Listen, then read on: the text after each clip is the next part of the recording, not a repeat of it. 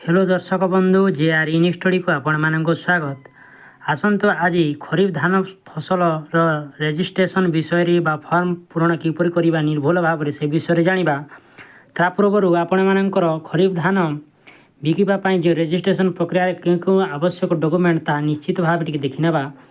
जो डॉक्यूमेंट गुडी को आपण मानक दिया जायछि से डॉक्यूमेंट गुडी को देखिनंतु आपण मानकर बैंक पासबुक प्रथम पृष्ठाटी आपण मानकर निहाती थिबा आवश्यक बैंक पृष्ठार प्रथम पृष्ठाटी ता सहित कौन कहुई ना देखु ये लिखा जाइए आप 2 नंबर चाष जमी बाबद प्रमाणपत्र अर्थात जमी पट्टा बा आरआर दलिल इत्यादि आपण मानकर थिबा अछि जमी पट्टार जेरक्स थिले मध्ये हबो।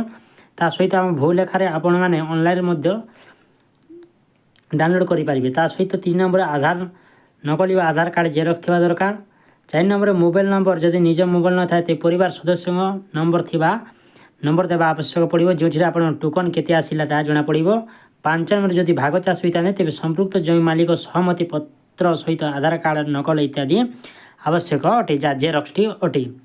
तो आसतु किपर गोटे चाषी निर्भुल भाव आपण मानकर जो धान मंडी पूरण फॉर्म पूरण करें आसतु से विषय देखि नेबा। देखंतु यही हूँ से फॉर्मटी चाषी माने जोटी चाषी रजिस्ट्रेशन फॉर्म जो आपण माने पूरण करी ऑफलाइन माध्यम रे जोटा आपण पूरण करी आपण माने गोला घरे कि बा समवाय समिति रे जाइकि आपण माने बा गोष्ठी स्वास्थ्य आपण माने जाइकि दे पारिबे। तो आसंतु देखि नेबा केमिति आपण फॉर्म फिलअप करिवे ना। प्रथमे आपण माने एठी लिखि नेबे चाषी विवरणी जो दिया जाइछि एठी आपण माने लिखि नेबे। देखंतु ना कौन कही ना प्रथम लिखि नेबे 1 नंबर देइछे जिला जिला आपण माने निज जिला नाम लिखि नेबे एठी। द्वितीय देइछे तहसील आपण तहसीलदार ना लिखि नेबे। सेपरी तृतीय देइछे ब्लॉक बा सहरांचल आपण केउ ब्लॉक रो आसु बिलोंग करूचंदी बा आसुचंदी से ब्लॉक ना लिखि नेबे। चतुर्थ पंचायत बा निज पंचायत रो ग्राम पंचायत रो ना लिखि नेबे। पंचम रे ग्राम रो निज गाँ रो ना लिखि नेबे। और षष्ठ रे निज पिन कोड जोटा आपण मानकर जो पोस्ट ऑफिस रे पिन कोड थाए से पिन कोड टी आपण माने एठी निर्भुल भाव पूरण करेंगे। तापर आपण मानकर 7 नंबर ये दि जाइए। देखंतु 7 नंबर ये दि जाए 7 नंबर ये पूरण करेंगे नाम निज नाम ये समस्त पूरण को केवल कैपिटल लेटर रे ही पूरण करेंगे पिला माने कैपिटल लेटर ही पूरण करेंगे। आज्ञा मैंने देखंतु आपण मानकर बड़ अक्षर ही सब लिखिबे नाम लिखि नेबे।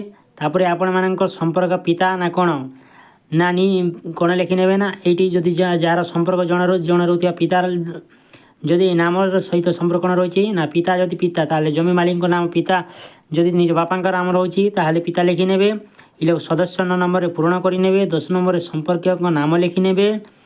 11 नंबर आप निज मोबाइल नंबर को ठीक भाव में लिखिए जो थी टोकन नंबर टे आसो से 12 नंबर को देखने 12 नंबर जो रही बैंक खाता नंबर आप भल भाव लिखि नेबे। बैंक रो नाम क्यों बैंक रे आपण माने खाता अछि से बैंक रो नाम इटी लिखि नेबे। 13 नंबर रे शाखार नाम क्यों शाखारे आपण माने खुलेचंती से शाखार स्थान रो ना लिखि नेबे। और 14 नंबर रे आपण माने पूर्ण करिवे जमा खाता नंबर बा अकाउंट नंबर टे इटी निर्भुल भाव लिखि नेबे जोठी रे आपण माने टंकाटी पड़िबो सेठी प्रथम पृष्ठार अकाउंट नंबर या आईएफसी कोड थिबो से आईएफसी कोड के इटी लिखि नेबे। तापर 16 नंबर आपण केएमएस वर्ष जो लिखा आइछि एठी आपण माने एठी लिखि देबे 24 आउ ये सेट को लिखि नेबे 25 लिखि नेबे। तापर एठी 17 नंबर जो लिखा है एठी खरीफ ऋतु रे टिक चिन्ह मारी देबे। 18 नंबर रे निजर आधार कार्ड को निर्भुल भाव लिखि नेबे ठीक भाव रे लिखि नेबे।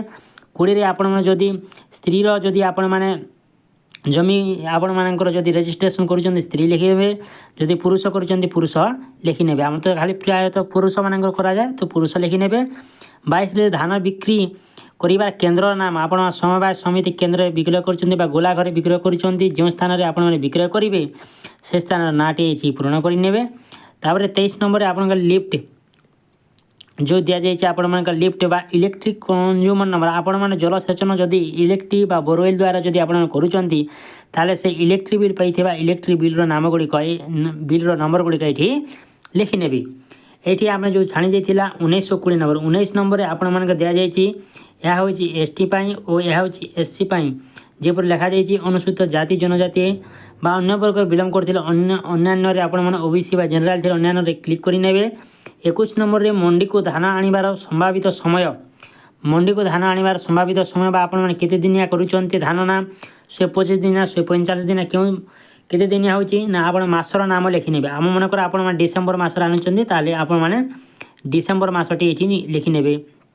ତାପରେ ଆପଣମାନେ ଲେଖିନେବେ ଏଇଠି ଦେଇଯାଇଛି ପକ୍ଷ ଚୟନ କରନ୍ତୁ, ବା 1ରୁ 15 ଗୋଟେ ପକ୍ଷ ହେଉଛି, ଆଉ 15ରୁ ଆପଣମାନଙ୍କର 30 ଗୋଟେ ପକ୍ଷ ହେଉଛି। ଆପଣମାନେ କେଉଁ ସେଇ ଡିସେମ୍ବର ମାସର କୃଷ୍ଣ ପକ୍ଷରେ ଦେବେ ନା ପ୍ରଥମ ପକ୍ଷ କୃଷ୍ଣ ପକ୍ଷ ନା ଦ୍ୱିତୀୟ ପକ୍ଷ କେଉଁ ପକ୍ଷରେ ଦେବେ, ସେ ପକ୍ଷ କୃଷ୍ଣ ପକ୍ଷ ଲେଖିନେବେ, ଦ୍ୱିତୀୟ ପକ୍ଷ ଆପଣ ଟିକ୍ ଚିହ୍ନା ଦେଇଦେବେ। ପରବର୍ତ୍ତୀ ଆପଣମାନେ ଦେଖନ୍ତୁ, ଏହା ପୂରଣ କରିବା ହେଉଛି ଆପଣମାନଙ୍କର ସଠିକ୍ ଭାବରେ ଏହା ପୂରଣ କରିବେ, ନହେଲେ ଆପଣମାନଙ୍କର ଭୁଲ ହେଇଯିବ। ଆପଣମାନଙ୍କ ଆସିବାଟା ଯେଉଁ ଆପଣମାନଙ୍କ କମ୍ ଆସୁଛି, ଗୋଟେ ଜମିରେ ଆପଣମାନଙ୍କର ଅଧିକ ଜମି ଥିଲେ ମଧ୍ୟ କମ୍ ଆସୁଛି। ତ 1 ନମ୍ବର ଏଇଠି ଯେଉଁ ଦିଆଯାଇଛି, ଏଇଠି ଆପଣମାନେ ତହସିଲଙ୍କର ନାମ, ତହସିଲ ଅଫିସ୍ ଆପଣମାନଙ୍କ ନାଁ ଲେଖିନେବେ। ତା ସହିତ ରେଭେନ୍ୟୁ ସାର୍କେଲ ବା RI ଅଫିସର ନାଁ ଏଇଠି ଲେଖିନେବେ। ତାପରେ ଗ୍ରାମ ବା ନିଜ ଗ୍ରାମର ନାଁ ଲେଖିନେବେ। ତାପରେ ଯେଉଁ ଖାତା ନମ୍ବର ଥିବା ଆପଣମାନଙ୍କ ଖାତା ନମ୍ବରକୁ ପ୍ରଥମେ ଦେଖିନେବେ ଭଲ ଭାବେ, ଆଉ ସେ ଖାତାରେ ଯେମିତି ଲେଖାଯାଇଥିବ ସେମିତି ଲେଖିନେବେ। ଖାତା ନମ୍ବର ମନେକର ଏଇଠି ଲେଖାଯାଇଥିବା ଯେତେ ଆପଣ ଖାତା ନମ୍ବର 7 ଲେଖାଗଲା, ମନେକର 7 ଲେଖିନେବେ। Plot number 403 ଲେଖାଗଲା, 403 ଲେଖିନେବେ। ଏହିପରି ଆପଣମାନେ ପ୍ଲଟ୍ ନମ୍ବର 1, 2, 3 ଆପଣମାନେ ଏହିପରି ଦେଇଦେବେ। ତାପରେ ଜମି ମାଲିକର ନାମ ଏଇଠି ଲେଖିନେବେ ଭଲ ଭାବେ। ତାପରେ ଜମି ମାଲିକ ସହ ଚାଷୀଙ୍କ ସମ୍ପର୍କ, ଯଦି ଜମି ମାଲିକ ନିଜ ବାପାଙ୍କ ନାମର ଅଛି ତାହେଲେ ପୁତ୍ର ଲେଖିନେବେ, ପିତା ଲେଖିଦେବେ ଏଇଠି। ତାପରେ ଏଇଠି ଯଦି ଆପଣମାନେ ଭାଗ ଚାଷୀର ଅନ୍ୟ ଗୋଟେ ଭିଡ଼ିଓ କରିବା, ଭାଗ ଚାଷୀ ତ ଆପଣମାନେ ନାହାନ୍ତି। ତାପରେ NA ଆପଣମାନେ ଏଇଠି ପୂରଣ କରିନେବେ। ସବୁଠି NA ନଟ୍ ଆପ୍ଲିକେବୁଲ୍ ଏହିପରି ଆପଣ NA ଆପଣମାନେ NA ଏହିପରି ଲେଖିନେବେ। এই পর্যন্ত ଆପଣମାନେ NA ଏତକ ଲେଖିନେଲା ପରେ ଆପଣମାନେ এইଠୁ ଆପଣମାନଙ୍କୁ ଅନ୍ୟ ଲେଖିବାକୁ ପଡ଼ିବ। ଏଇଠି ଦେଖନ୍ତୁ, ଏଇଠି ଆପଣମାନଙ୍କୁ ଦିଆଯାଇଛି ଦେଖନ୍ତୁ, ଜମି ପରିମାଣ ଏକର ପଟା ଅନୁଯାୟୀ ଲେଖିବେ। ତ ଆପଣମାନଙ୍କର ମନେକର ଆପଣମାନଙ୍କର 1 ଡିସିମିଲ୍ 45, ଏଇଠି 1 ଲେଖିଦେବେ, 45 ଆଡ଼େ ଲେଖିନେବେ, ଏମିତି ଲେଖିନେବେ। କିସମ ଆପଣମାନଙ୍କର ପେଡ଼ି ଲେଖିନେବେ। ଆପଣମାନେ ଧାନ କରୁଛନ୍ତି, ପେଡ଼ି 1 ଲେଖିନେବେ, ପେଡ଼ି 2 ଲେଖିନେବେ, ଆପଣଙ୍କ ପଟା ଅନୁସାରେ ଲେଖିନେବେ। ଜଳସେଚନ ବା କେନାଲ ଲିଫ୍ଟ ବୋରୱେଲ୍ ଥିଲେ ଏଇଠି ଆପଣ ଇଲେକ୍ଟ୍ରିକ୍ ବିଲ୍ଟି ଦେବେ। ଏହିପରି ଭାବରେ ଆପଣମାନେ 1, 2, 3 ସମସ୍ତ ବାକ୍ସରେ ଆପଣମାନେ ଲେଖିନେବେ, ଠିକ୍ ସେଇଭଳି ଲେଖିନେବେ।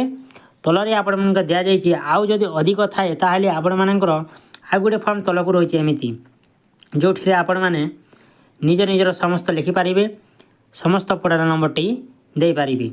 ଓ ଏଇଠି ଆପଣଙ୍କର ଲେଖାଯାଇଛି ଦେଖନ୍ତୁ, ଏଇ ଶେଷରେ ଆପଣମାନେ ଏଇଠି ଆପଣମାନେ ଶେଷରେ ନିଜର ଦସ୍ତଖତଟି ଏଇଠି ଆପଣମାନେ ଦେବେ। ଲାଷ୍ଟରେ ଯେଉଁ ଦେଖାଯାଉଛି ଆପଣଙ୍କ ଦସ୍ତଖତଟି ସେ ସ୍ଥାନରେ ଦେବେ।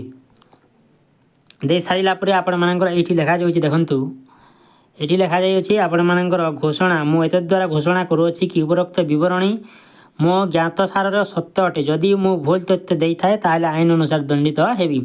ସେଥିପାଇଁ ଆପଣମାନେ ଯେଉଁ ଚାଷ ଜମିରେ ଚାଷ କରିଥିବେ ସେହି ଜମିର ହିଁ ଆପଣମାନେ ପଟା ଦେଇ ଆପଣମାନେ ଆପ୍ଲାଏ କରନ୍ତୁ, କାରଣ ଏଇଥର ସ୍ୟାଟେଲାଇଟ୍ ଭେରିଫିକେସନ୍ ହେଉଛି। ଏହା ଥିଲା ଆପଣମାନଙ୍କ ଛୋଟିଆ ଅପଡ଼େଟ୍। ଦେଖା ହେବା ଗୋଟେ ଭିଡ଼ିଓରେ, ସେ ପର୍ଯ୍ୟନ୍ତ।